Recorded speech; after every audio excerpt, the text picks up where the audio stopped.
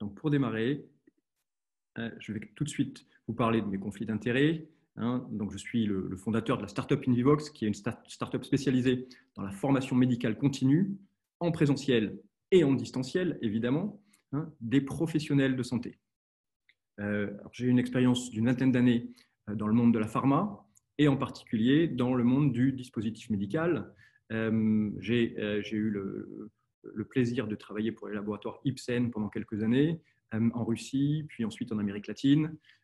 J'ai ensuite travaillé pour les laboratoires Allergan aux États-Unis, en Angleterre, et j'ai travaillé également dans le monde des études cliniques sur les cellules souches pour le compte du laboratoire américain Cytori Therapeutics. Il y a 4 ans de ça, j'ai donc créé, avec mon compère Apache Hospital, on a créé Invivox. Et Invivox, aujourd'hui, on est basé à Bordeaux, on est une trentaine au sein de la société. Et on est une société qui permet à tous les professionnels de santé de se former de manière présentielle et distancielle, et également à tous les industriels du dispositif médical ou les laboratoires pharmaceutiques de former de manière continuelle leurs clients. Donc voilà pour mes conflits d'intérêts.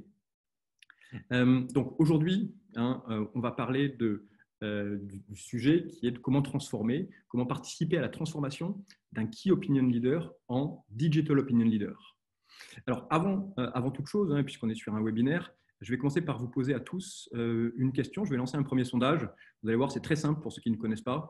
Le sondage va s'afficher et puis vous choisissez la réponse qui correspond le plus. Donc j'ouvre le vote. Et je vous invite tous à choisir la réponse qui vous correspond le plus. Donc la question c'est, est-ce que vous avez commencé au sein de votre entreprise à digitaliser certains de vos événements? Alors première réponse, c'est pas encore. Deuxième réponse possible, c'est en réflexion. Vous y réfléchissez, puisque le présentiel pour 2020 semble quand même assez complexe à mettre en place. C'est en cours. Autre possible, c'est fait.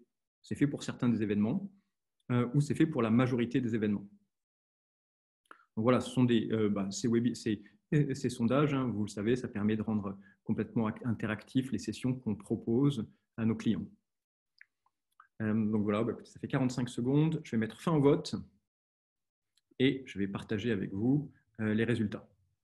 Donc comme vous pouvez le voir, vous êtes 32% à avoir répondu c'est en cours, 39% qui répondent c'est fait pour certains des événements, et pour la plupart du monde, il y a aussi beaucoup de sujets en réflexion.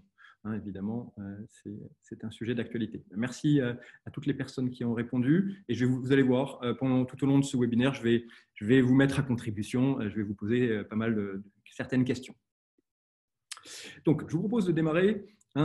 Pour ceux qui étaient là lors du dernier webinaire, on avait fait un webinaire sur une approche numérique pour garder le contact ouvert avec les professionnels de santé. Et j'avais notamment abordé très rapidement la notion de Digital Opinion Leader.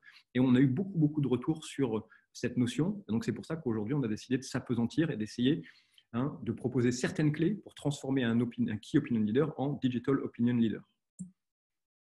Alors, l'agenda, très simplement. D'abord, on va se poser la question pourquoi faire un Digital Opinion Leader. Deuxièmement, on va se poser la question sur comment aider nos Key Opinion Leaders à devenir des Digital Opinion Leaders. Comment animer ensuite le réseau d'un Digital Opinion Leader. Quels sont les bénéfices pour nous, pour les Digital Opinion Leaders, mais aussi pour ceux qui travaillent avec les Digital Opinion Leaders. Et on va avoir la chance, l'honneur, d'avoir un témoignage d'un véritable Digital Opinion Leaders depuis déjà quelques années, le docteur David Morvan, qui va nous expliquer comment il a construit son réseau et également aujourd'hui comment il le fait fructifier. Donc pour nous lancer, je fais juste une petite parenthèse pour nous rappeler à tous que on vit dans une nouvelle ère, c'est l'ère du post-covidien. Dans l'ère du pré-covidien, tous les événements qu'on organisait, en grande partie, c'était des événements présentiels, et puis petit à petit, on rajoutait du distanciel. On arrive dans cette nouvelle ère, cette ère post-covidienne, où on s'est aperçu, à notre insu aussi, comme une contrainte, que le online, les événements distanciels ont pris de plus en plus de pas sur le présentiel. ce changement de paradigme, hein, il est important parce que, souvenez-vous, il y a encore quelques mois de ça, la prospection et la conversion dans nos métiers, dans les métiers de la santé, se faisaient par l'équipe commerciale. Aujourd'hui, hein, ce nouveau paradigme propose justement que la prospection se fasse par des équipes spécialisées, des équipes qui vont aller faire de la lead generation, hein, c'est-à-dire qui vont aller chercher des contacts, et qui ensuite, ces contacts seront proposés, vont qualifier des contacts et vont les proposer à l'équipe de vente. Je vous remets également cette étude, hein, qui est une étude de McKinsey. Alors, c'est une étude, le biais de cette étude, c'est qu'elle a été réalisée uniquement avec des médecins américains, mais pour aller rapidement à l'essentiel, en gros, c'est une étude qui dit que suite au Covid, eh bien, la plupart des médecins américains, mais également des paramédicaux, des infirmiers et des infirmières, ont découvert que les opportunités du digital leur permettaient de se former, de s'informer, et que ces opportunités, ces habitudes prises pendant la crise du Covid vont perdurer, hein, puisque très nombreuses personnes ont trouvé qu'elles avaient une véritable efficacité. Également, une chose qui est importante, et je pense qu'on le vit tous, hein, c'est qu'on a un véritable retour d'une espèce d'agoraphobie. Monter dans un avion ou s'entasser dans un stade de foot ou bien dans un congrès médical, en 2020, c'est quelque chose qui va être quand même assez rare. La conséquence de tout ça, hein, c'est que les médecins ont très peu de temps pour les activités annexes, hein, que ce soit pour la recherche clinique, des conférences médicales ou pour des rendez-vous avec des industriels, hein, puisque vous le savez tous, en France, il y a 800 000 à 1 million d'opérations qui doivent être réorganisées, replanifiées. Mais en revanche, le besoin de formation, le besoin d'information, les tables rondes, les EPU, il est toujours existant et il est à réinventer. C'est pour ça qu'aujourd'hui, une manière de réinventer cette manière de fonctionner, hein, c'est de travailler avec non plus des key opinion leaders, mais avec des digital opinion leaders, hein, puisque les key opinion leaders, ils sont un petit peu les bras ballants aujourd'hui, puisqu'il n'y a plus de congrès, il n'y a plus de possibilité de se déplacer. Et donc, ceux qui n'ont pas véritablement de présence digitale, aujourd'hui, ils sont un petit peu nulle part. Donc, l'idée, c'est de faire tout ça, évidemment, en restant dans le cadre réglementaire de l'industrie pharma, du dispositif médical, du vétérinaire ou bien du dentaire.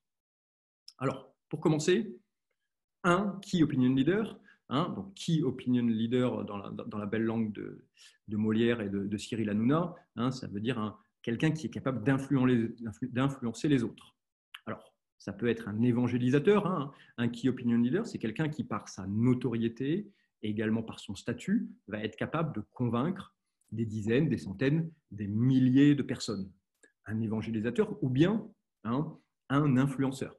Hein, je vous ai mis une photo de ce joueur de foot qui a une véritable influence sur les autres. Les vecteurs d'information qui influencent aujourd'hui les médecins, ils peuvent être très divers. Hein, et je partage avec vous une étude qui a été publiée en janvier 2020 par la FNIM. Hein, on s'aperçoit que les médecins, selon leur tranche d'âge, vont être influencés par différents vecteurs. Hein, les médecins qui sont plus vieux vont être plutôt influencés par l'industrie pharma, alors que les médecins de plus en plus jeunes vont être influencés par une société savante ou bien de plus en plus par un confrère. Donc, par un Key Opinion Leader ou bien un Digital Opinion Leader. La notion d'influenceur, hein, il y a une variable qui est fondamentale à connaître, j'imagine que vous la connaissez bien, c'est la variable de followers, le nombre de personnes qui suivent quelqu'un sur un compte. Donc, si vous prenez par exemple l'exemple, là on est sur YouTube, plus vous avez de personnes qui vous suivent sur un compte, et plus vous allez pouvoir monétiser votre compte. C'est évidemment la même chose sur Facebook, sur Instagram et sur tous les grands réseaux qui sont utilisés aujourd'hui. Aujourd'hui, la manière de monétiser la présence sur les réseaux sociaux, je vous ai mis l'exemple de Neymar, qui est un joueur de foot de Paris. Aujourd'hui, Neymar, à chaque fois qu'il poste pour le compte d'une marque quelque chose, il est payé 650 000 € par poste. Donc, mes enfants diraient non, mais allô, 650 000 €. Alors, 650 000 €, ça peut paraître démesuré, mais finalement, la bonne question à se poser, c'est pas est-ce que ça paraît démesuré ou pas. La bonne question, c'est plutôt le retour sur investissement, le fameux ROI. Est-ce que payer 650 000 € pour faire du placement de produits c'est rentable, avec Neymar, ça rapporte entre 20 et 50 fois la mise. Donc évidemment, c'est rentable. Donc je pense que c'est la question qu'on va beaucoup discuter aujourd'hui tous ensemble, hein. C'est la question du retour sur investissement de ce qu'on fait et ce qu'on fait avec nos KOL ou DOL. La première conclusion, avant de rentrer dans le vif du sujet, hein, c'est qu'aujourd'hui, il y a de nouveaux usages pour les professionnels de santé. Et ces nouveaux usages, ils sont liés au fait que les professionnels de santé ne peuvent plus se déplacer ou qu'on ne peut plus nous-mêmes nous déplacer chez les professionnels de santé du fait du plan blanc actuel en France. Deuxième conclusion, hein, c'est que l'important, ce n'est jamais le prix, on va y revenir, c'est toujours le retour sur investissement qu'on attend d'une action ou d'un événement. Et que, vous allez le voir, un Digital Opinion Leader, c'est un investissement justifié dans une période, dans ce temps de crise, hein, où on doit tous justifier de nos investissements. Hein. Nos budgets ont été plutôt réduits, je pense que c'est valable pour à peu près tout le monde, et donc on doit s'assurer que chaque euro investi est un euro qui va finalement déboucher sur quelque chose. Alors je vais tout de suite commencer par un premier cas clinique. Pour ceux qui avaient suivi les premiers webinaires, vous l'avez vu, j'essaie d'illustrer à chaque fois mes propos par des cas pratiques. Et là, je vais vous emmener, on va aller comparer un exemple d'un KOL qu'on envoie sur un congrès, qu'on envoie généralement pour commenter une étude clinique, hein, quelqu'un qui va être sur un podium, et on va comparer ça avec l'action qu'on aurait pu faire avec un Digital Opinion Leader. Donc, on va commencer par sortir les calculettes, si vous voulez bien. Hein, quand on envoie un Key Opinion Leader à un congrès médical, ça coûte relativement cher. Hein, il y a le coût du déplacement. Alors, si vous l'envoyez de manière proche ou loin, c'est très, très différent. Si vous l'envoyez aux États-Unis, vous avez encore le droit de lui payer un billet en business class. Il y a évidemment l'hôtel, il y a la rémunération, il y a l'accompagnement par un délégué. Bref, très rapidement, hein, on arrive à une somme qui va de 5 000 à 15 000 euros pour le déplacement d'un Key Opinion Leader sur un congrès. Alors, ce qui est intéressant, c'est toujours, hein, et j'y reviens, c'est la notion de retour sur investissement. Quand on envoie quelqu'un sur un congrès, on se dit, OK, finalement, quel est mon retour sur investissement? Et c'est simple, hein, le retour sur investissement, c'est une formule mathématique à mettre en place. Il suffit de savoir combien il y avait de personnes sur le congrès, combien il y avait de personnes dans la salle où le Key Opinion Leader a fait son intervention. Et puis ensuite, il suffit de traquer, hein, les médecins dans la salle qui vont prescrire un produit ou bien qui vont commander un dispositif médical ou qui vont demander un rendez-vous pour en savoir plus. Alors, comme vous pouvez le voir tout de suite ici, hein, on a une inconnue, généralement, c'est qu'on peut évaluer le nombre de personnes au doigt mouillé qu'il y avait dans une salle. En revanche, on est absolument incapable, parce qu'on ne sait pas qui était dans la salle, de se dire, les personnes qui étaient là, est-ce qu'elles ont prescrit, est-ce qu'elles ont utilisé mon produit? On ne sait pas, puisqu'on n'a pas la donnée. Et donc, finalement, ces 5 à 15 000 euros qu'on a investis, on n'a absolument aucune idée de ce qu'ils ont produit, du retour sur investissement. Maintenant, je vais passer à la même approche avec un Digital Opinion Leader. On va demander à un de nos experts qui a un réseau, qui est bien installé digitalement, de faire la même chose. Donc, on va lui demander de commenter à travers un webinaire, exactement ce que je suis en train de faire aujourd'hui, avec des slides. On va lui demander de commenter la même étude clinique qu'il aurait fait sur un podium. Simplement, au lieu de faire ça sur un congrès à San Francisco, il va être derrière son ordinateur depuis son CHU français. Premièrement, ce qui est intéressant, c'est que dans ce cas-là, le reach, c'est-à-dire le nombre de personnes qu'on va pouvoir atteindre, hein, il va être local ou il va être mondial dans la spécialité. Local, francophone, si c'est une intervention en français, mondial si ça se passe en anglais. Mais en tout cas, on va avoir un reach qui est bien étendu. On va également pouvoir faire de la communication en amont et en aval. On va pouvoir annoncer, hein, que cet expert va venir communiquer. Et puis en aval, derrière, on va pouvoir réutiliser tout ce qui s'est passé. Il va y avoir une véritable interactivité qui va s'organiser avec les participants. Hein, et cette interactivité, elle est fondamentale. L'expert va pouvoir poser des questions, comme je viens de vous le faire là à l'instant, avec les participants pour avoir l'avis des participants. On va avoir également la possibilité d'avoir un retour suite à la conférence. Hein, puisqu'on sait qui s'est inscrit à la conférence, quand on organise un webinaire, on va pouvoir envoyer aux personnes un formulaire d'évaluation pour avoir leur avis sur l'intérêt de cette conférence. On va pouvoir évidemment enregistrer, on va pouvoir utiliser le replay, on va récupérer la donnée. Et ça, c'est fondamental, hein, c'est mon dada, la donnée. Mais bon, quand on fait du numérique, si on oublie la donnée, ben, autant aller à la pêche. Hein. Et donc là, aujourd'hui, avec tout ça, on est capable de faire un calcul très très fin du retour sur investissement avec toutes ces données. Et dernière chose, évidemment, ben, on a moins d'impact écologique. Donc tout ça pour vous dire, et pour essayer de résumer ça sur le match que je viens d'organiser du KOL contre le DOL, je vais vous montrer à quel point le KOL vient de se faire défoncer par le DOL. Donc le KOL, il a un impact ultra localisé. Hein. Voilà, les personnes dans la salle d'un congrès, vous n'allez pas pouvoir réutiliser ce qui s'est passé parce qu'il est monté sur scène et puis il est redescendu et puis c'est fini. Il n'y a pas eu d'interactivité. Il a eu 7 minutes pour présenter son étude et puis derrière, on lui a demandé de laisser la place au suivant. Il n'y a aucun feedback. Il n'y a pas de tracking, il n'y a pas de retour sur investissement. Et surtout, il n'y a pas de génération de leads finalement. Donc le coût, j'ai mis que le coût il était élevé, mais en fait le coût il est exorbitant puisqu'on ne sait pas à quoi ça a servi cet investissement. Si je compare ça à mon Digital Opinion Leader derrière son écran, je vous ai dit qu'il a pu aller chercher l'intégralité des médecins dans une spécialité à un moment, mais aussi en replay. Donc il va pouvoir aller leur renvoyer le replay. Il y a une interactivité, comme je viens d'en parler. On a le feedback après la conférence. On a un tracking qui est fin, qui est précis. Hein, c'est la beauté du numérique. Et donc là, on a un retour sur investissement qui est fiable. Bref, on arrive à de la génération de leads qui vont être des leads qualifiés et qu'on va pouvoir alimenter l'équipe commerciale avec tous ces leads. Le coût, finalement, il est modéré parce que on peut calculer exactement à quoi ça a servi. Donc voilà un premier exemple d'intérêt de passer pour un Key Opinion Leader à un Digital Opinion Leader. L'illustration que je vous propose, c'est le professeur Éric Rullier, que certains d'entre vous peuvent connaître, c'est le professeur au CHU de Bordeaux. Il a publié récemment les résultats de son étude clinique. Il a une étude clinique qui est parue dans le Lancet.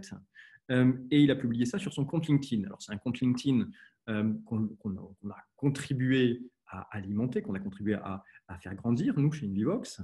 Et vous voyez, en bas, là, on a 400 personnes qui ont aimé, des gens 42 commentaires, plus ce post a été vu environ 30 000 fois.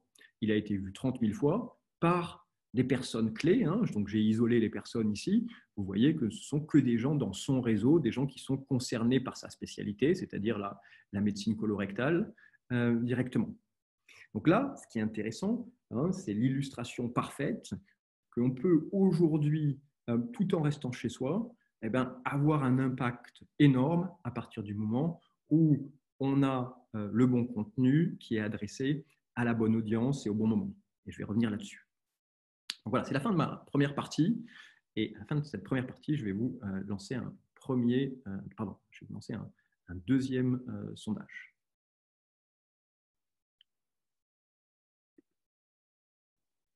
Je vais vous lancer un sondage sur la digitalisation de vos événements. Donc, j'ouvre le vote et ensuite, à ce sondage, on parlera de la manière dont on peut participer à transformer un DOL en KOL. Un KOL en DOL, pardon. Donc, je vous invite à répondre à la question. Comment gérez-vous aujourd'hui la digitalisation de vos événements? Est-ce que vous gérez ça en interne? Est-ce que vous faites appel à des prestataires extérieurs? Un peu des deux. Ou bien vous êtes en réflexion justement sur la digitalisation de vos événements actuellement.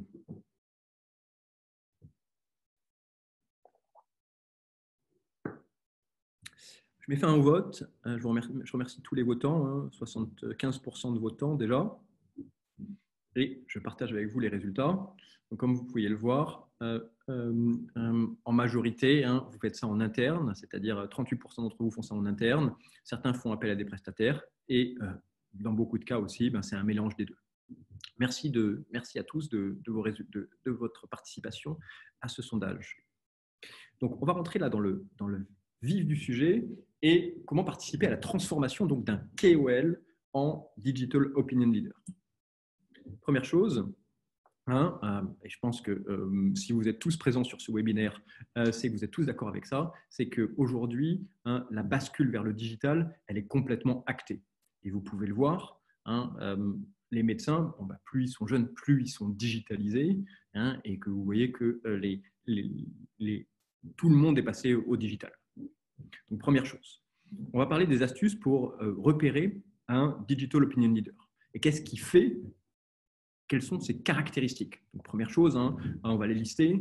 D'abord, c'est évident, mais un Digital Opinion Leader, il est présent sur les réseaux sociaux et il est présent sur les bons réseaux sociaux. Alors, pourquoi? C'est quoi un bon réseau social? C'est le réseau social qui est adapté à son besoin. C'est-à-dire que, par exemple, si vous souhaitez cibler un public plutôt infirmier ou infirmière, vous avez plutôt intérêt à être sur Facebook que sur LinkedIn. Donc, c'est la présence sur les bons réseaux sociaux. Deuxièmement, ce qu'il faut regarder tout de suite, c'est le nombre de followers sur les réseaux sociaux. Est-ce qu'il y a moins de 100 followers? Est-ce qu'il y a moins de 1000? Est-ce qu'il y a moins de 10 000? Et tout de suite, ça va vous donner une idée de l'impact que cela peut avoir. Il faut aussi regarder l'audience. Parce qu'on peut avoir 3000 followers parce qu'on a beaucoup d'amis, mais on peut aussi avoir 3000 followers. Par exemple, pour un cardiologue interventionnel, il peut avoir un réseau uniquement chez les cardiologues interventionnels. À ce moment-là, c'est quand même beaucoup plus intéressant. On va aussi se pencher sur l'activité, sur les réseaux sociaux. Qu'est-ce que fait ce Digital Opinion Leader sur les réseaux sociaux? Est-ce qu'il publie régulièrement, une fois par mois, ou plutôt 3 fois par semaine? On va se pencher sur la qualité du contenu, évidemment. Est-ce que c'est du contenu qui est créé? Est-ce que c'est du contenu qui est simplement partagé? Donc, on va regarder le contenu. Et on va regarder aussi l'impact de l'activité. C'est-à-dire que quand quelqu'un poste quelque chose, on le fait tous, je pense, régulièrement, quand on poste, tout de suite, on voit le nombre de personnes qui ont liké, partagé, etc. Donc, ça nous donne aussi un impact. On va regarder si ce Digital Opinion Leader, il est plutôt polémiste ou il est plutôt consensuel. Alors, un polémiste, on peut être polémiste de manière très intelligente. On peut lancer des sujets, on peut avoir une opinion originale, particulière sur un sujet d'actualité. C'est ce que je veux dire du côté polémiste. Et effectivement, sur les réseaux sociaux, on cherche plutôt quelqu'un de polémiste que de consensuel. Et dernière chose, c'est aussi quelqu'un qui a tous les atouts classiques d'un KOL, c'est-à-dire le statut, la notoriété, la proximité avec le monde de la santé, etc. Les réseaux, vous le savez, il y a tout plein de réseaux. Et quels sont les bons réseaux adaptés? Il y a Facebook, évidemment, qui est le plus connu, mais Facebook qui va être plutôt adapté pour les dentistes, pour les chirurgiens plastiques, les médecins libéraux, les infirmiers. On va avoir LinkedIn, qui est un réseau extrêmement clean, puisque tout le monde se déclare avec son poste. Donc là, on est vraiment plus sur des médecins, des chirurgiens. C'est vraiment le réseau plébiscité par les spécialistes. On va également retrouver sur Twitter certains types de médecins, comme les urologues. On ne sait pas trop pourquoi, mais en tout cas, ils sont sur Twitter. On va utiliser Twitter plutôt pour de la communication corporate ou pour les journalistes. WhatsApp aussi peut être un réseau extrêmement utile à partir du moment où on récupère une donnée qui est les numéros de téléphone d'une communauté. C'est hyper efficace et je pense que vous êtes beaucoup à avoir créé des groupes sur WhatsApp et éventuellement aussi de plus en plus Instagram, voire des réseaux qui apparaissent comme TikTok. Vous vivez tous sûrement l'avènement de TikTok, 700 millions d'utilisateurs aujourd'hui en moins de 2 ans. C'est un réseau particulier qui s'adresse vraiment beaucoup aux jeunes. Est-ce que c'est utilisable dans le monde professionnel? Sûrement, peut-être à voir. Donc, le point, c'est qu'aujourd'hui, pour les KOL qui ne sont pas sur les réseaux sociaux, ils sont nulle part, pour paraphraser mes enfants. Alors, on va rentrer dans la partie qui est véritablement la partie pratique du processus de dolisation. Donc, comment transformer un KOL en DOL. Excusez-moi pour le barbarisme. Donc, le processus de dolisation qui va se dérouler en 4 points. D'abord, le point le plus important au départ, c'est de convaincre un KOL de l'intérêt de devenir un DOL. Alors moi, la manière dont je fonctionne dans ces cas-là, d'abord, c'est que j'utilise des réseaux sociaux d'autres médecins, idéalement dans la même spécialité, par exemple, pour montrer que ces autres médecins, ils se sont créés un réseau. Que je prends le réseau, par exemple, LinkedIn, je vais prendre un urologue et je vais montrer, voilà, sur LinkedIn, cet urologue qui a un véritable réseau, il a 4500 personnes sur son réseau qui sont quasiment tous des urologues. Voilà, je pense qu'il faut rassurer en montrant que les autres le font déjà. Et puis, il faut aussi, de temps en temps, aussi titiller la curiosité, la jalousie de nos key opinion leaders. Il faut aussi parler tout de suite d'impact pour le médecin, c'est-à-dire à quoi ça sert. Parce que pour beaucoup de KOL, la grande question, c'est de dire, mais bon, ça me sert à quoi? J'ai déjà un statut, etc. C'est pas pour moi. Non, justement, il faut expliquer que l'impact, aujourd'hui, il peut véritablement transformer la notoriété, la résonance que peut avoir un médecin grâce au digital et grâce à sa présence sur des réseaux. Il faut aussi rassurer, et nous, c'est ce qu'on fait chez Indivox quand on travaille avec les Key Opinion Leaders, c'est qu'on propose des contrats pour expliquer que, voilà comment on peut les aider et voilà ce qu'on va faire pour eux et surtout voilà ce qu'on ne va pas faire. Parce que c'est quand même des données sensibles. Donc, c'est important aussi de pouvoir dire on va mettre tout ça noir sur blanc sur un contrat pour avancer ensemble. Et évidemment, puisqu'on est dans le monde de la santé, il faut respecter avant tout le cadre réglementaire en vigueur, si on est dans la pharma, si le produit est remboursé ou non remboursé, et même chose pour les dispositifs médicaux. Donc ça, c'est la première chose, c'est convaincre. Et je vais vous donner l'exemple, je l'avais déjà cité lors de mon précédent webinaire, je vous donne l'exemple du professeur Cribier, qui est un cardiologue interventionnel, l'inventeur du TAVI, qui est à Rouen. Là, je vous montre son réseau LinkedIn. Il n'avait pas de réseau LinkedIn, donc on l'a convaincu de l'intérêt, on a créé son réseau avec lui, et aujourd'hui, vous voyez, il a 27 000 connexions qui sont tous des cardiologues interventionnels, ou en tout cas des gens qui travaillent dans le monde de la cardiologie. Donc voilà, 27 000 contacts aujourd'hui sur son réseau. Donc il était reconnu comme un key opinion leader dans le monde entier. Aujourd'hui, il est encore plus connu et ce réseau lui permet de faire plein de choses et on va y revenir. Donc le point 1, c'était convaincre. Le point 2, c'est créer. La base, des fois, bien souvent pour les key opinion leaders, c'est de leur créer ou de leur recréer leur compte sur les grands réseaux sociaux, toujours en se posant bien la bonne question, quel est le réseau social le plus adapté? Il faut créer sur les grands réseaux sociaux, mais aussi créer sur des réseaux spécialisés. L'objectif, vous le voyez sur le schéma de droite, c'est de créer un maillage pour pouvoir avoir un effet de caisse de résonance. Et dernière chose, il faut muscler, il faut enrichir les comptes. C'est-à-dire créer un compte, ce n'est pas juste mettre son nom, son prénom et sa spécialité. Il faut mettre des photos, il faut aller chercher des vidéos pour ceux qui ont des vidéos, il faut rajouter. Alors, ça prend un petit peu de temps, mais c'est comme ça que les comptes vont remonter. Donc ça, c'était la partie 2, créer les comptes. Donc là, je vous montre par exemple, je vous ai parlé des réseaux spécialisés. Là, il y a un réseau spécialisé que vous connaissez peut-être ou que vous ne connaissez pas, qui s'appelle Invivox, qui est la startup que j'ai créée. Et je vous montre chez nous les profils des experts qui travaillent chez nous. C'est-à-dire qu'on prend leur CV, et vous connaissez sûrement les CV des experts. Généralement, c'est un mauvais document Word écrit en police 9 et qui fait 37 pages. Nous, on prend leur CV et puis on va le retravailler pour justement lui donner un aspect visuel beaucoup plus agréable. Vous voyez, on va mettre un bandeau latéral qu'on va choisir avec l'expert. On va réécrire sa biographie en bref. On va également rajouter toutes les formations à venir, puisque c'est la formation quasiment la plus importante chez nous pour Indivox, pour des gens qui puissent trouver des formations et puissent éventuellement s'y inscrire. On va retrouver également tous les avis des formations précédentes. Nous, à la fin de chaque formation, on envoie un formulaire que tout le monde est obligé de remplir pour évaluer la qualité de la formation. On laisse aussi la liberté à nos formateurs, à nos experts de rajouter leurs vidéos. Et puis, petite cerise sur le gâteau, mais qui est d'importance, on a créé un robot qui va tourner, qui va aller sur PubMed pour mettre à jour en fait toute la bibliographie d'un expert.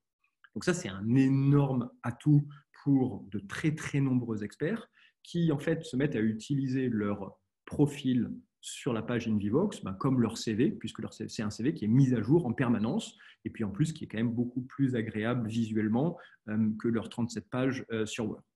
Donc voilà un exemple d'un profil de Digital Opinion Leader. On passe à la partie 3 de dolisation. Donc on a convaincu premièrement un expert. Deuxièmement, cet expert, On lui a créé différents comptes, on lui a créé sur différents réseaux sociaux. Et ensuite, le but du jeu maintenant, c'est de faire grandir ses comptes. Faire grandir ses comptes, ça veut dire augmenter le nombre de followers. Alors pour augmenter le nombre de followers, il y a plein d'outils qu'on appelle des outils d'automation, que ce soit sur LinkedIn, qui vont participer justement à la création de cette communauté. Et l'intérêt, justement, c'est de créer une communauté qui est directement en ligne avec les intérêts de l'expert. Si l'expert est un chirurgien dentaire, on va aller inviter tous les chirurgiens dentaires qui sont par exemple présents sur LinkedIn à rejoindre son réseau. Même chose sur Facebook, on va créer des audiences. On va utiliser des outils comme les lookalikes sur Facebook pour participer en fait à faire monter la communauté d'un expert. Ce qui est intéressant, c'est d'avoir la bonne communauté. Ce n'est pas la peine d'aller chercher des usines à clics au Bangladesh qui vont faire augmenter un compte, mais qui ne va servir à rien in fine. Donc, il y a les outils d'automation, il y a le suivi de comptes clés. Quand vous créez votre compte, il faut aller s'abonner à des comptes clés. Alors, des comptes clés, je sais pas, pour un médecin, pour un gynécologue, c'est d'aller suivre la Société française de gynécologie, les European Society of Gynecology, etc., d'aller suivre des comptes clés. Également, la création d'un hashtag, c'est toujours quelque chose de positif, c'est important sur tous les réseaux sociaux. Il faut s'y former éventuellement, et pourquoi pas, justement, vous, en tant qu'industriel, proposer des formations aux réseaux sociaux à vos clients, parce que beaucoup de clients, beaucoup de médecins n'ont jamais eu le temps de se former aux réseaux sociaux, et ils voient ça comme quelque chose d'éventuellement assez complexe. Et évidemment, il faut lancer toute l'interaction une fois que le réseau a commencé à se créer avec ses pairs. Alors, créer de l'interaction, c'est utiliser le sigle arrobase quand on crée quelque chose pour aller taguer nos pairs pour qu'à leur tour, ces personnes partagent, soient informées de ce qui se passe.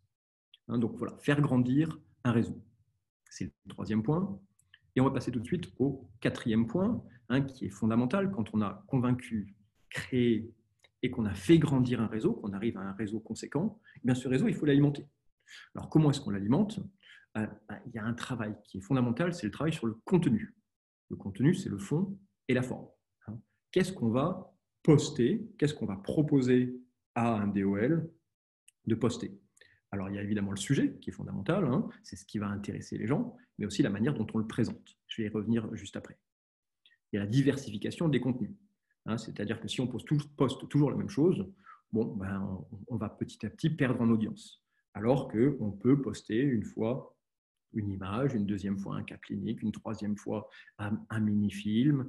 Disons qu'il faut à chaque fois se creuser un petit peu les méninges pour essayer de diversifier le contenu proposé. Travailler sur les mots-clés. Les mots-clés, c'est ce qui va permettre à des comptes de remonter. C'est le fameux SEO, Search Engine Optimization. L'optimisation des moteurs de recherche comme Google à travers les mots-clés qui va faire remonter des profils. Et puis, je vous en ai parlé, le tagage des personnes ou des institutions clés.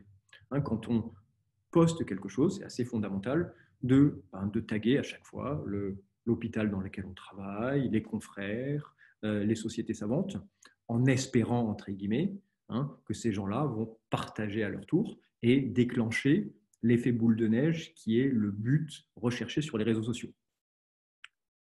Dernier point, il y a un timing de publication. C'est-à-dire qu'on ne lance pas des publications n'importe comment, n'importe quel jour. Je vous mets un petit tableau ici, que chaque jour est plus ou moins privilégié pour les réseaux sociaux. Si par exemple vous êtes sur LinkedIn, vous n'avez pas intérêt à poster le samedi ou dimanche. C'est comme à essayer d'aller faire un rendez-vous commercial dans une tour de la Défense le week-end. Ça tomberait à l'eau. Donc là, il y a certaines règles à respecter en fonction de ce qu'on veut faire.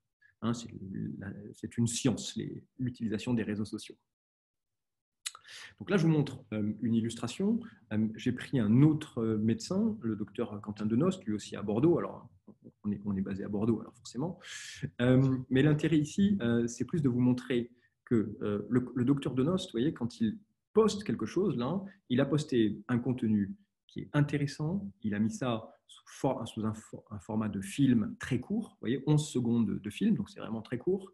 Et surtout, ensuite, vous voyez en bleu, il a mis des hashtags, il est allé également taguer le CHU de Bordeaux dans lequel il travaille. Le le service de com du CHU va sûrement reprendre son tag et le partager.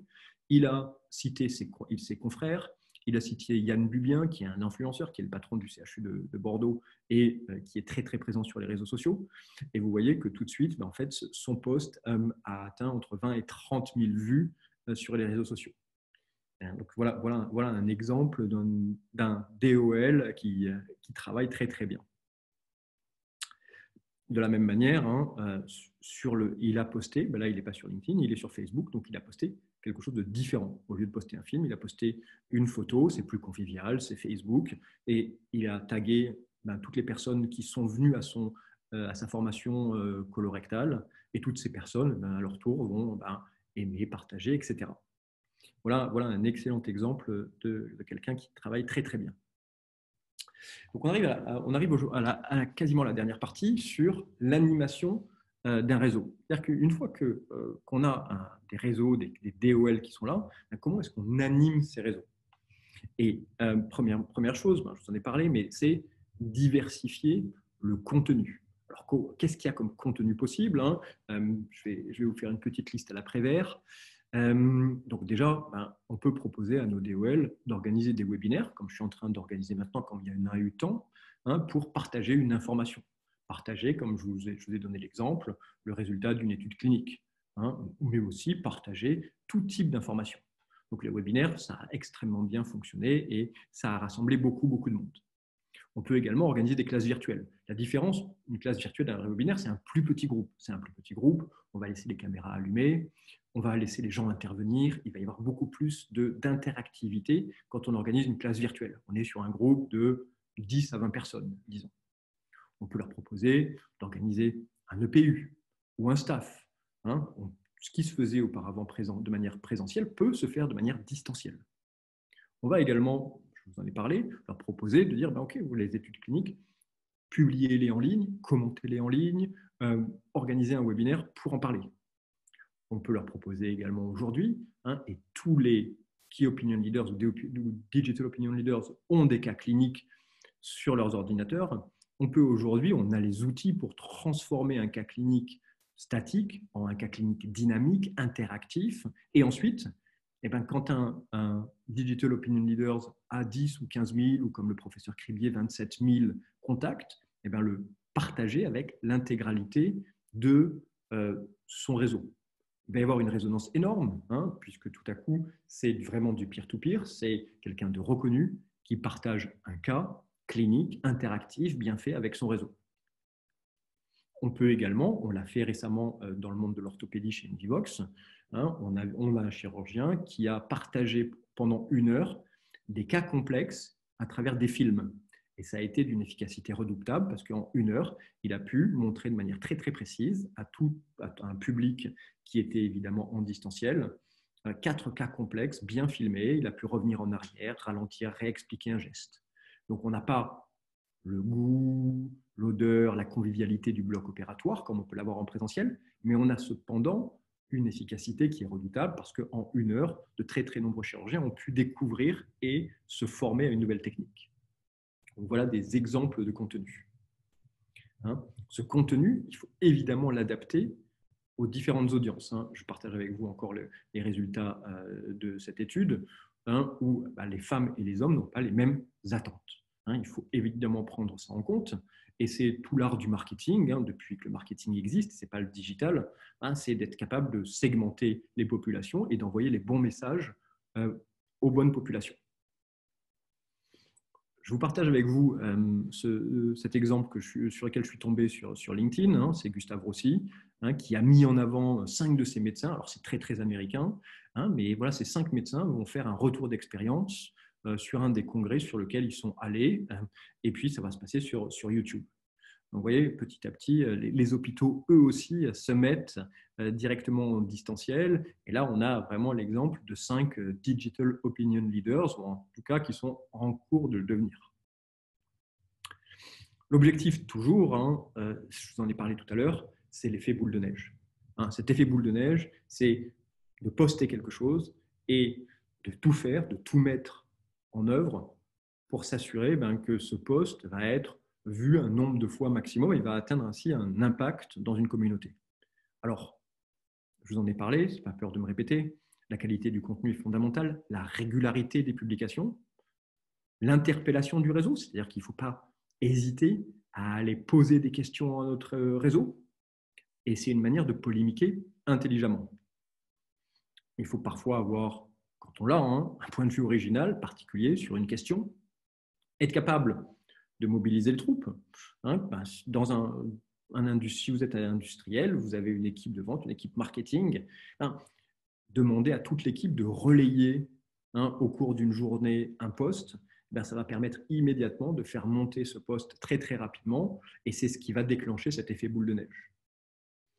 Et associer évidemment, je vous en ai parlé, les autres acteurs, comme par exemple des sociétés savantes, des hôpitaux qui vont à leur tour partager à travers leur service com.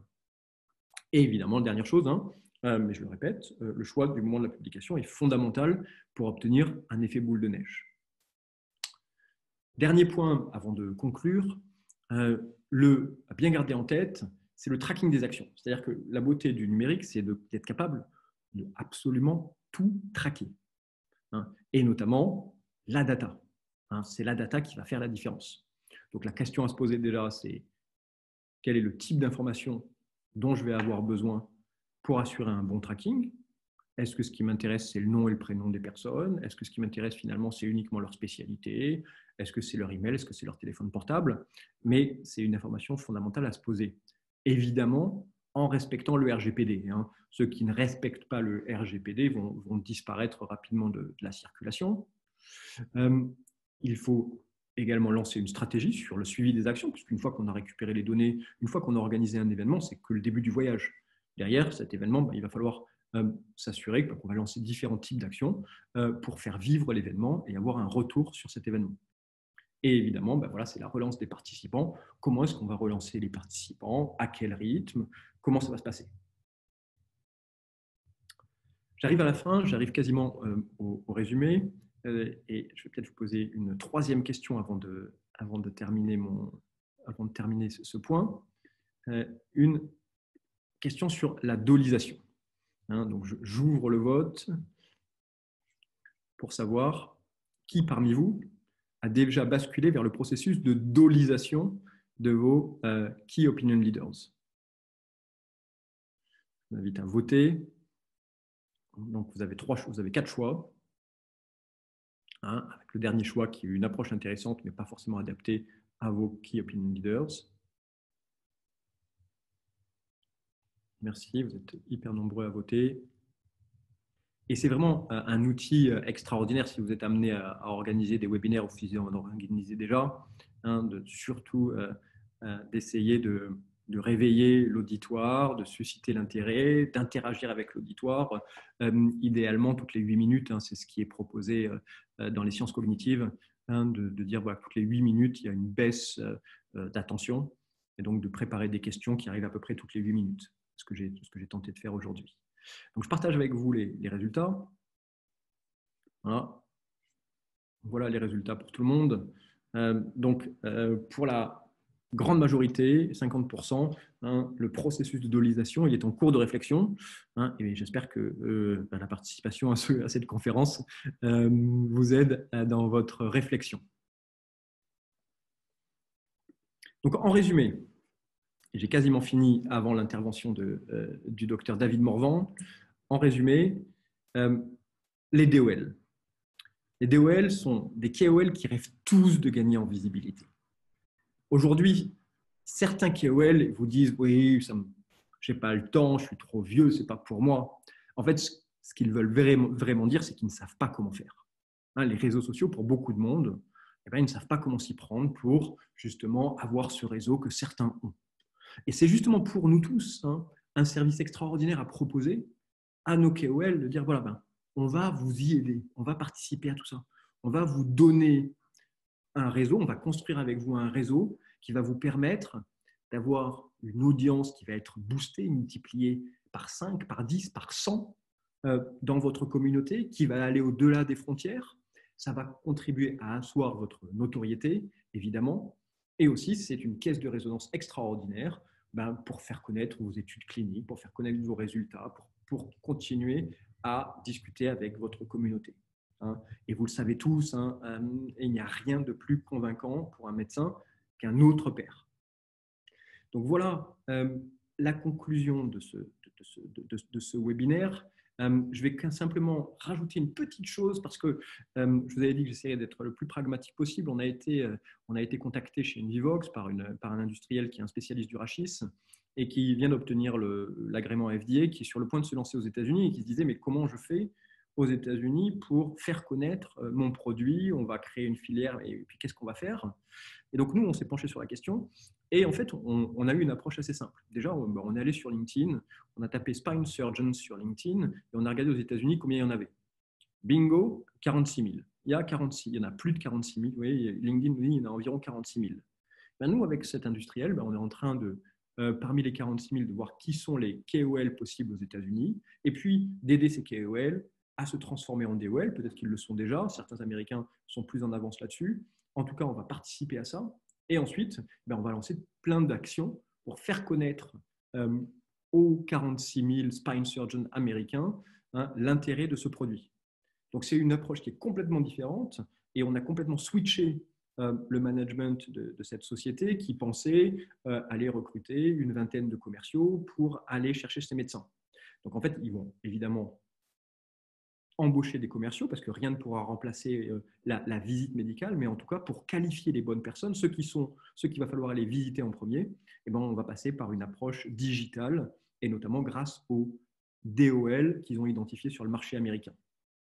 Donc voilà, les principaux bénéfices, je vous l'ai dit, les DOL, c'est une communication plus adaptée aux attentes actuelles, mais à venir, surtout des professionnels de santé.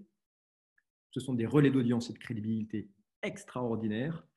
Et c'est un deal win-win entre les DOL qui voient leur notoriété, leur audience, leur résonance accrue et les industriels qui vont pouvoir justement utiliser le relais des DOL pour faire connaître une nouvelle indication, un nouveau produit, etc. Donc voilà, écoutez, je vous remercie infiniment de votre participation. Je vais céder la main au docteur David Morvan qui nous fait l'honneur, l'amitié et le plaisir de participer à ce webinaire et qui va vous raconter de manière très, très pratique comment lui, il a construit son réseau et comment il fait fructifier ce réseau. Je vais arrêter le partage de mon écran et je passe la main à David Morvan. Hop, tu m'as activé. Bonjour David. Salut. The floor is yours, comme on dit à Saint-Malo. J'ai appris plein de trucs, hein. Merci beaucoup. C'était passionnant. Et t'es un vrai dol des dols, toi. Hein. Bravo. Non, j'ai appris plein de choses. Donc voilà, moi je suis en direct de Saint-Malo où il fait pas très beau. Docteur David Morvan. Donc qui suis-je? Je suis chirurgien dentiste depuis 10 ans. J'ai une activité, on va dire, 3 jours par semaine en libéral dans un cabinet de groupe. Voilà, et je suis omnipraticien, je ne suis pas universitaire, je ne suis pas ultra spécialiste, je représente le dentiste moyen lambda. En France, on est 40 000 et voilà. Donc l'idée, c'est qu'il y a quelques années, j'avais créé un groupe Facebook autour de l'échange autour du matériel dentaire. C'est un peu mon dada. Moi, je suis passionné des nouvelles technologies, je suis passionné du numérique, sous toutes ses formes, du digital. Et donc, on avait fait un groupe Facebook. À l'époque, ça n'existait pas, les groupes de vente et d'achat sur le matériel. On avait fait une sorte de forum Facebook. Et là, 6 ans plus tard, on est 12 000 sur le groupe. L'idée, c'est comme tu parlais d'influenceurs, comme tu parlais de youtubeurs, comme tu parlais voilà, j'ai ce rôle, entre guillemets, de gérer cette communauté de praticiens, d'apporter une visibilité et de faire ce groupe d'échange. L'idée, c'est l'interaction, c'est l'échange, c'est ce que tu disais, Julien, c'est qu'il y a une véritable interaction entre les praticiens et qu'on s'est rendu compte très, très vite que le meilleur prescripteur de solutions cliniques, alors moi je parle pour les chirurgiens dentistes, mais je pense que c'est également valable pour les médecins, c'est également valable pour tous les professionnels médicaux. la personne qui en parle le mieux, c'est le professeur Raoult, c'est Michel Simès, voilà, enfin, sans tomber dans la caricature, c'est des gens qui vont avoir une aura, qu'elle soit contestable ou non, mais qui vont avoir une aura, qui vont parler aux praticiens, qui vont dire, moi j'ai les mêmes problématiques que vous, je rencontre les mêmes soucis, j'ai des mêmes besoins cliniques, des mêmes besoins en matériel. On a une disruption nous, dans le dentaire complète de notre métier avec le digital qui est en train de mettre à bas toute l'économie des prothésistes, toute l'économie classique du dentaire. Donc on a un grand switch et il faut accompagner les gens là-dedans. Et qui de mieux qu'un praticien? Donc moi, je me suis fait un peu le porte-parole sans être un hyper spécialiste d'un domaine d'activité. Je me suis fait un peu le porte-parole de ma communauté et on essaye ponctuellement de faire des événements sur du matériel, sur des techniques, sur des formations. C'est pour ça que j'ai rencontré Julien, voilà, dans le dentaire. Et l'idée, c'est vraiment voilà, de se faire influencer aussi par sa communauté pour voir un petit peu ce que les gens attendent de nous et ce que les gens attendent et ce que les gens voient pointer dans le médical et dans le dentaire d'innovant. Hein, moi, j'ai fait un partenariat à l'époque avec mon docteur qui avait été racheté ensuite par Doctolib. Bon, voilà, Doctolib, s'il y a bien une pépite dans l'innovation en santé en France avec la télémédecine, avec tout le bien ou tout le mal qu'on en pense, c'est ça. L'idée, c'est voilà, d'accompagner les praticiens, d'avoir une autre voie que le commercial, le visiteur médical à la valise qui va tout de suite arriver dans une salle d'attente avec un biais de la personne qui va chercher à nous vendre un produit avec des études plus ou moins evidence-based. Donc, c'est souvent très compliqué pour eux. Alors que là, sur les réseaux sociaux, on va pas avoir le droit à l'erreur parce qu'on va pouvoir être critiqué par la communauté, on va parler en son nom de praticien et on va avoir des retours de bâton si on dit n'importe quoi. Le visiteur médical, lui, il est tout seul avec le praticien. Donc, l'industriel, c'est pareil, il porte sa voix, mais derrière lui, s'il n'a pas des influenceurs, s'il n'a pas des key opinion leaders, s'il n'a pas des digital opinion leaders, sa voix va beaucoup moins bien porter. Donc, j'avoue que je suis assez intéressé par tout ce que tu as dit, parce que c'est vrai que moi, j'étais un digital opinion leader depuis 5 ans sans savoir que j'en étais un. Je faisais de la prose sans savoir, quoi. Hein. Mais donc voilà. Alors après, concrètement, nous, le réseau social, c'est Facebook chez les dentistes, alors, essentiellement. LinkedIn, comme disait Julien. Allez savoir pourquoi, je ne sais pas. Nous, on a en dentaire, on a des dizaines de groupes sur chaque sous-spécialité du dentaire. Savoir que, par exemple, en dentaire, comme en médecine, il y a des spécialités. Donc, il y a des groupes en parodontologie, en numérique, en implantologie, en esthétique, en prothèse. Et chaque groupe a souvent entre 5, 10, 15 000. Et dans ces groupes-là, souvent, les praticiens veulent bannir un petit peu tout ce qui est en lien avec les industriels. Et souvent, par le fil du temps, c'est souvent les industriels qui arrivent à pousser pour que les solutions innovantes qui sont présentées sur le groupe soient mises en avant. Et c'est une bonne chose parce que souvent, les gens sont très demandeurs de cette digitalisation, du fait que les praticiens, les key opinion leaders donnent de l'info et soient prêts à répondre aux questions. Donc, pour montrer sa présence en ligne, il faut être capable de s'exposer. Donc, ça, ce n'est pas évident pour tous les praticiens, les médecins. Il faut savoir maîtriser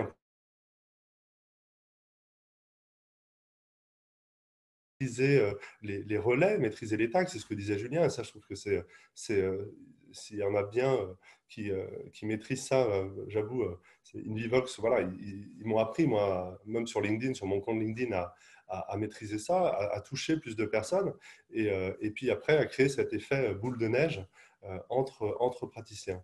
Nous, à titre informatif. Moi, on me dit souvent, oui, mais comment tu fais? T'as un conflit d'intérêt? Comment ça se passe? Je dis, oui, moi, j'ai un conflit d'intérêt avec toutes les sociétés avec lesquelles je travaille. C'est-à-dire que je n'ai pas de conflit d'intérêt. C'est-à-dire que quand moi, je vois une solution qui me plaît, j'ai une société de formation et de conseil via laquelle je travaille. Et quand on a un produit, qu'on détecte un produit, une pépite, un produit innovant, on va travailler en lien avec cette société. On va dire, voilà, moi j'ai une communauté de 12 000 personnes. Là, en ce moment, il y a des loops avec des LED. Je pense que ça pourrait même intéresser des key opinion leaders avec une mini caméra, une mini GoPro qui filme les interventions en direct sur la loupe. Et ce produit-là, je demande à ma communauté qui va être intéressé par ce dispositif. Et on fait des sondages, on a des retours et on peut générer plusieurs centaines de milliers d'euros de chiffre d'affaires sur un produit comme ça, parce qu'on est nombreux à l'acheter. On fait une sorte de groupon, d'achat groupé de ce produit-là pour la communauté. Donc, le fait qu'il y ait une sorte de cooptation comme ça sur des… Alors là, je parle de produits type Loop, ça peut être complètement autre chose, hein, mais là, moi, je parle de ma partie qui est le dentaire. On va créer une sorte d'effet boule de neige, de poids coopératif, hein, une sorte de mini coopérative, le temps d'un achat sur un produit. Et c'est vrai que on a 10 fois plus de poids quand on fait ça en tant que praticien avec mes confrères que quand la personne de l'entreprise, de l'industrie, quand l'industriel vient voir les dentistes et dit j'ai cette nouvelle caméra, elle est super, achetez-la moi. Ça n'a pas le même poids. Donc voilà, donc, on appelle ça du social selling. C'est vendre, entre guillemets, via les réseaux sociaux. Moi, je sélectionne des produits que j'aurais achetés euh, au cabinet et qui, je sais, vont m'intéresser et vont intéresser les confrères. Donc, à partir de ce moment-là, c'est vraiment du win-win parce que ce que j'achète pour moi, je le propose à la communauté. La formation que je souhaite faire pour moi, la nouvelle technique que je souhaite faire pour moi, on mutualise, on fait des fois des événements, des achats groupés, entre guillemets, de formation. On va tous aller voir le spécialiste de l'esthétique en République tchèque. Et voilà, donc l'idée, c'est ça, c'est de créer une communauté autour de ces KOL. Et nous, en dentaire, on est des libéraux. C'est assez facile parce qu'on a une activité libérale. On peut mener de front une activité libérale. Et ça, ce n'est pas toujours simple ailleurs, mais il y a des sociétés qui permettent de fédérer et de créer ce réseau. Tu m'interromps, Julien, si je dis des bêtises ou si tu as des questions. Non, je regarde la liste des questions et je pense qu'effectivement, on va avoir des questions. J'ai un dernier point bien sûr, qui bien est sûr. hyper important. Et moi, je vois les industriels qui ont tout intérêt, en effet, eux-mêmes, enfin ça, ils l'ont compris, mais pas tant que ça. Quand je vois en dentaire, je suis assez surpris. Ceux qui se démarquent chez les industriels, chez les commerciaux, chez les visiteurs médicaux, c'est ceux qui ont créé un profil aussi eux-mêmes, Facebook, LinkedIn, et qui arrivent à apporter et du contenu de qualité, et une certaine présence sur les réseaux, répondre aux questions que tous les praticiens se posent et qu'on se pose sur les différents forums de praticiens, savoir y répondre simplement, professionnellement, rapidement, ça génère une plus-value énorme. Et moi, j'ai un commercial qui me disait, depuis le confinement, j'ai jamais autant fait de prospection parce que je suis sur les réseaux sociaux et j'arrive avec mon… Il est un super, il est brillantissime dans son domaine et il arrive à montrer qu'il l'est, alors que quand il doit faire 20 cabinets dans la semaine au porte-à-porte, il n'a plus du tout ce ratio, ce retour sur investissement. Voilà, donc c'est mon avis. Merci beaucoup, David, de ce témoignage. Je propose de répondre aux questions. Alors, peut-être avant de répondre aux questions, je vais vous poser une dernière question, un dernier sondage. Hein, c'est sur l'évaluation de ce webinaire, puisque vous êtes encore nombreux en ligne. Donc, j'ouvre le vote. Hein, c'est aussi l'intérêt de ces webinaires. C'est tout de suite, c'est une évaluation immédiate d'avoir votre retour et pour pouvoir continuer en permanence à s'améliorer et puis savoir si ça a répondu à vos attentes. Donc, j'ouvre le vote. La question est toute simple. Hein, ce webinaire a-t-il répondu à vos attentes? Oui, tout à fait. Oui, au-delà. Partiellement, non. Et pas du tout aussi. À partir du moment où on s'expose, on est ouvert à la critique. Donc, voilà, n'hésitez pas. Et puis surtout, aussi à me dire à travers le chat ou ultérieurement en quoi il n'aurait pas répondu ou ce que vous attendiez. Pour que je puisse éventuellement vous apporter des compléments d'informations là-dessus. Donc, écoutez, voilà, vous êtes déjà 75% à avoir répondu. Donc, je mets fin au vote. Peut-être les derniers qui veulent voter. Je laisse encore quelques secondes et puis ensuite, on répondra aux questions avec David. Donc, mettre fin au vote. Voilà, hop, je partage avec vous les résultats. Écoutez, 65% d'entre vous disent oui, totalement. Merci infiniment. Pour certains, pour 16% d'entre vous, c'est allé au-delà de vos attentes. Vous m'en voyez comblé. Pour certains, partiellement. Pour d'autres, non. Donc, écoutez, n'hésitez pas. Hein, ce n'est pas de la démagogie du tout. Pour ceux à qui ceux qui n'ont pas été, qui ont été éventuellement déçus par ce webinaire, de me dire pourquoi et d'essayer de voir moi si je peux apporter un complément d'information. Ce que je vous propose, c'est de prendre certaines de vos questions. Hein. Il y a environ 25 questions qui sont arrivées. Et puis d'essayer d'y répondre, David ou moi, en fonction de vos questions. Alors, il y a une première question, hein, et David n'hésite pas aussi à m'interrompre ou à compléter. Une première question que je trouve intéressante qui dit « Vous prenez le job des commerciaux. Comment travaillez-vous avec le terrain ?» Alors, je pense que alors la réponse est non. On ne prend pas du tout le job des commerciaux. Tout l'intérêt de cette approche digitale, c'est justement d'amener des leads qualifiés, c'est-à-dire des contacts qualifiés, à des commerciaux. Et je m'explique. Hein, quand on organise un webinaire, comme aujourd'hui, hein, parce que vous êtes enregistré, parce que vous avez laissé forcément une trace, je sais parmi vous à qui c'est enregistré. Si j'avais une équipe de commerciaux, et j'en ai une, derrière, on va répartir derrière les différents contacts, donc les gens qui se sont intéressés au thème, pour pouvoir relancer ces contacts. Et là, tout à coup, hein, vous donnez du contact qualifié, du lead show à vos commerciaux. Et finalement, c'est ce que je disais au tout début, ce ne sont plus les commerciaux qui font la prospection, c'est une équipe spécialisée et qui va donner à un commercial un lead qui est potentiellement intéressé parce qu'on sait il a suivi un webinaire, il a suivi une classe virtuelle, il a fait un cas clinique, un médecin. Et donc, finalement, quand le commercial va prendre sa voiture, faire 150 km dans la journée pour aller voir ce médecin, il sait que ça ne va pas être du temps perdu parce qu'il sait que ce médecin, il a déjà suivi tel type d'activité. Donc, non, pas du tout. On ne prend pas le job des commerciaux. Je crois qu'on rend le job des commerciaux plus efficace aujourd'hui. C'est souvent si je peux ajouter quelque chose, c'est souvent des commerciaux dans le dentaire me font cette remarque aussi en me disant tu nous prends notre job et c'est une vraie question et je leur explique qu'en général leur job en fait c'est pas juste d'arriver, d'ouvrir leur valise et de présenter ce qu'ils ont à vendre, c'est d'apporter du service et de la formation et de l'information et devenir des formateurs. Si je pense que le commercial à la valise qui vient vendre ses fraises dentaires ou ses boîtes de gants est en train de disparaître, je pense que la réponse est oui à court terme. Donc, il y a une évolution du métier de commercial. Il doit devenir un hyper spécialiste de son produit et un spécialiste aussi des réseaux sociaux parce que c'est là que ça va se passer, c'est là que ça se passe, qu'on voit les interactions qu'on a, on a aussi les datas de notre groupe, et on voit que la moyenne d'âge, elle est de 35 ans, et elle va tendre à diminuer de plus en plus. Donc, c'est juste que pour une société, toutes les sociétés, nous, dans le dentaire, cherchent à avoir des KOL ou des OL, parce qu'elles se rendent compte que ce sont les meilleurs prescripteurs d'achat et souvent ce sont eux les plus pertinents à donner les bonnes indications des solutions thérapeutiques mises en avant. Merci David. On a une question également. On nous demande est-ce que le changement de paradigme dont on a parlé, c'est-à-dire l'avènement du distanciel aujourd'hui, est-ce qu'il sera durable ou est-ce seulement un effet de bord transitoire? Alors moi, je vais vous donner ma réponse. Je vais essayer, David, d'y répondre en tant que médecin. Pour moi, on est parti sur du durable, voire du très durable. Et le distanciel qui n'avait pas trop pénétré le monde de la santé, alors que dans d'autres secteurs, il était vraiment de plus en plus présent, voire prégnant. Aujourd'hui, on est sur un effet qui est très durable.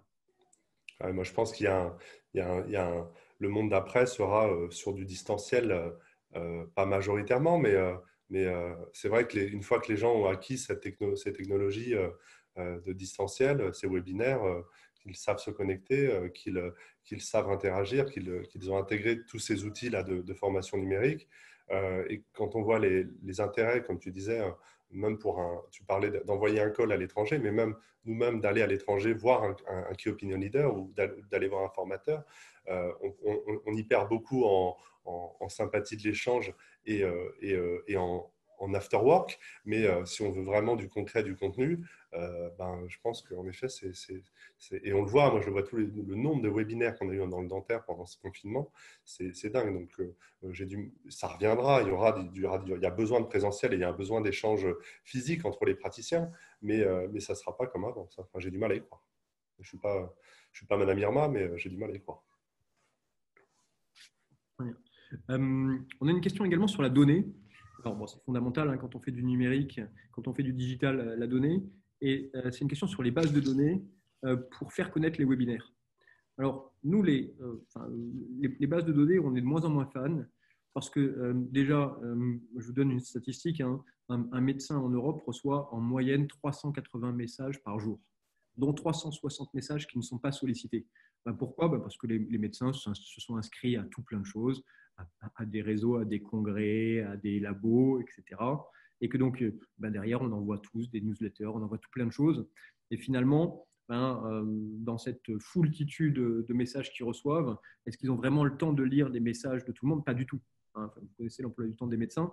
Et donc, nous, c'est pour ça qu'on privilégie à fond la communication en peer-to-peer. Et c'est beaucoup plus efficace quand c'est David Morvan qui publie sur son compte Facebook ou LinkedIn l'opportunité de venir se former chez lui. Hein, et David l'avait fait avant le Covid. Et il avait eu immédiatement, je ne sais plus combien de personnes qui avaient répondu positivement, plus de 300 personnes qui avaient dit qu'elles étaient intéressées pour venir se former sur une technique que tu proposes dans ton cabinet. Donc, c'est pour ça que nous, les bases de données, c'est toujours intéressant, mais ce n'est pas ce qui va faire la réussite d'un webinaire. Ce n'est pas à travers les bases de données qu'on fait connaître un webinaire. C'est aussi grâce aux bases de données, mais pas que, et loin de là. Voilà, moi, après, je lisais les questions en même temps. C'est vrai que je répondais pas forcément à celle-là, mais les questions tournaient autour du cadre réglementaire et tu m'avais dit que ça. Voilà. Donc, je pense qu'en effet, moi, je suis pas là pour vendre des médicaments. Je ne mets pas en dentaire. Nous, on vend des solutions. C'est plus, voilà, par exemple, de l'implantologie, des empreintes optiques, des choses du numérique. Je ne vais pas aller me faire l'avocat d'un traitement. Donc voilà, donc après, c'est au niveau réglementaire, loi Bertrand, tout ce qui est. Et là, il faut en effet qu'il y ait une structure, enfin pour moi, je pense, hein, et ceux qui ont mon activité, il faut qu'ils aient une structure indépendante de leur activité de praticien. Je pense qu'un Michel Simès, il a son étiquette d'ORL à l'hôpital et il doit pas se faire payer sur son activité d'influenceur qu'il est. Donc, il faut qu'il ait une entité sur lequel il puisse facturer du conseil et qui soit indépendante. Parce qu'il faut déclarer, quand on est Digital Opinion Leader, c'est comme dans l'administration, il faut le dire à l'ordre. Il faut dire à l'ordre, voilà, moi j'ai une activité de conseil, je fais des partenariats avec l'industrie, on développe des produits, on développe des solutions. Il faut le dire à l'ordre. Et l'ordre ayant accepté et acceptera si on est transparent sur la structure et sur le fait de faire ça. Acceptation de l'administration, silence de l'administration vaut acceptation. Et moi, je l'ai dit et je l'ai redit à l'ordre. Donc, s'il y a souvent Hippocrate est là entre les deux en disant, mais oui, mais est-ce qu'un médecin est dans son rôle quand il met en avant une solution, les conflits d'intérêts et compagnie, on a des conflits d'intérêts à décrire. Donc il faut les énumérer, il faut être transparent et il faut en informer l'ordre si vous voulez vous blinder vos leaders d'opinion. Voilà, je réponds pas forcément à la question qui avait été posée, mais je voyais que ça revenait souvent dans les questions qui étaient posées. Alors, il y a pas mal de questions. On ne va pas pouvoir répondre à toutes les questions, mais ce que je vous propose, hein, et ce n'est pas du tout des paroles en l'air, c'est de ne pas hésiter à reprendre votre question et à prendre un rendez-vous directement avec moi pour qu'on prenne un quart d'heure, une demi-heure, pour adresser une question qu'on n'aurait pas eu le temps de répondre ici. Ce que je vois, il y a des questions qui parlent beaucoup de la validité, la valeur scientifique qu'il y a sur un webinaire par rapport à un congrès ou sur un congrès, oui, il y a un comité scientifique qui valide, etc. Moi, je crois que l'intérêt de ces webinaires, c'est qu'on est sur une approche assez libérale des choses Et que quand on est sur un webinaire, eh ben, quand on trouve pas ça intéressant, il y a un truc qui est magique, c'est qu'on prend son doigt, on appuie sur quitter la salle et ensuite derrière, on a la possibilité, parce que vous allez le voir là, vous allez recevoir demain un questionnaire qui sera publié, donc vos commentaires seront publiés en ligne sur Invivox en disant voilà, webinaire hyper intéressant ou webinaire de naze. Et tout ça, en fait, cette approche, en fait, c'est ce qui va aussi valider les choses parce que derrière, ça reste gravé, hein, les commentaires, comme sur Airbnb ou TripAdvisor, les commentaires restent présents et qui vont pouvoir valider et finalement trier d'une certaine manière le bon grain de livret. Et alors, il n'y a pas la validité scientifique ou la caution. On pourrait y songer. Hein, il y a des questions sur pourquoi ne pas faire valider certains webinaires par des sociétés savantes. Et c'est une excellente idée. Et je pense que si Oui, oui. ceux qui peuvent le faire, pardon, vas-y, David. Non, non, mais moi, je vois les webinaires qui fonctionnent quand on a des spécialistes dans un domaine ou dans un autre. Ils sont, en fait, les gens, les praticiens vont chercher les spécialistes. C'est plus en fait, c'est une inversion de la formation. C'est-à-dire qu'avant, il y avait une société scientifique qui choisissait systématiquement qui elle pensait être le meilleur représentant d'une technique ou alors que maintenant on est c'est la pyramide inversée, c'est-à-dire que c'est les praticiens qui vont dire nous on sait que c'est lui l'expert et on va demander un webinaire de cette personne. Donc je veux dire il y a une disruption aussi enfin les sociétés scientifiques ont toujours du poids, mais l'influence des réseaux sociaux, l'influence du digital fait que les meilleurs représentants scientifiques d'une technique et en général sont choisis par leurs confrères et par leurs pairs, indépendamment des fois des sociétés scientifiques qui ont plus ou moins de mal des fois à se mettre à la page, même si elles gardent tout leur rôle et leur intérêt, mais voilà, il y a aussi ce qui est pertinent pour les praticiens et ce qui est pertinent pour les sociétés scientifiques. Et c'est pas toujours, c'est pas systématiquement, on se rend compte les mêmes choses. Alors, je vous propose de répondre à une dernière question et puis ensuite de tous repartir vaquer à nos occupations, qu'elles soient professionnelles ou un apéro. C'est à peu près l'heure. Alors, est-ce que il y a des questions sur le cadre réglementaire qui ont été adressées? Il y a des questions sur le risque, hein, notamment pour les équipes commerciales, de ne plus faire que du digital. Moi, je pense que aujourd'hui, quand on vend un produit, si on vend un produit sans un service associé, c'est très compliqué. Et qu'aujourd'hui, je pense que les médecins, les chirurgiens, les dentistes, ou peu importe, ils seront beaucoup plus sensibles à une approche quand on vient proposer aussi un service. Et que justement pour bon nombre de médecins, l'accès aux réseaux sociaux reste quelque chose d'assez abscon. Hein, c'est un univers où ils se disent il faut avoir des connaissances, il faut être né en l'an 2000 pour comprendre comment se les utiliser. Et finalement, si vous êtes capable d'amener une partie de ce service, ben ça va être vécu de manière très positive par les médecins qui vont voir de manière très sympathique gonfler leur réseau, avoir de plus en plus de confrères sur leur réseau et puis de pouvoir se prendre au jeu parce que moi je vois que de très très nombreux médecins se prennent au jeu des réseaux sociaux et découvrent que ben ouais, c'est sympa de pouvoir publier aussi son étude clinique sur un réseau social. C'est sympa de pouvoir publier un cas et d'avoir les réponses de ses confrères. Enfin, y a beaucoup, beaucoup de choses à faire. Et donc, moi, je vois vraiment pas ça comme on va tout abandonner, la visite médicale, c'est fini. Non, non, c'est juste, en fait, dans l'arsenal qu'on met dans les mains des équipes commerciales, le fait de proposer ce service est un véritable plus. C'est sûr, nous on appelle ça la Facebook University, qui est la plus grande université du monde, qui n'est pas toujours la meilleure. Il faut séparer le bon grain de l'ivraie, mais c'est vrai que quand moi j'ai 38 ans bientôt, et quand je vois dans les gens de ma génération les plus jeunes, ben, qu'on le veuille ou non, l'information médicale, elle est certes pas forcément que sur The Lancet, hein, parce que voilà, on peut faire tout dire aussi aux études, mais elle n'est pas forcément sur PubMed, elle n'est pas que sur PubMed. Alors on revient toujours à PubMed quand il y a des débats, mais les nouvelles techniques, là où elles apparaissent, là où elles sont présentées et là où elles ont le plus de vues, c'est sur les réseaux sociaux.